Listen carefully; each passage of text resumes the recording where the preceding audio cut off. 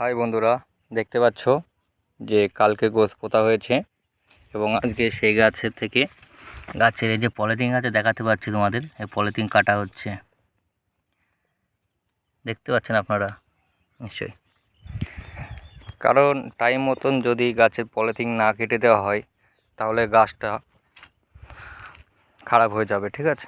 পরবর্তী টাইমে কাটতে গেলে গাছের ওখানে বেশি গর্ত মতন হয়ে যাবে, অনেক কষ্ট হবে, গাছটা ক্ষতি হবে।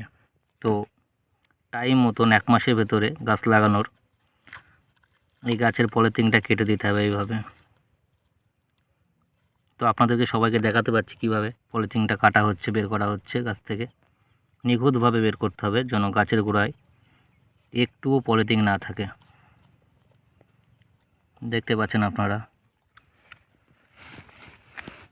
তো বন্ধুরা, এরকম ভিডিও পেতে হলে আমার চ্যানেলটির সাথে থাকতে হবে এবং লাইক আর সাবস্ক্রাইবার করতে হবে, এবং পরবর্তী ভিডিও এর পরের কী স্টেপ হবে আমি আপনাদেরকে জানিয়ে দিচ্ছি নেক্সট ভিডিওয়ে।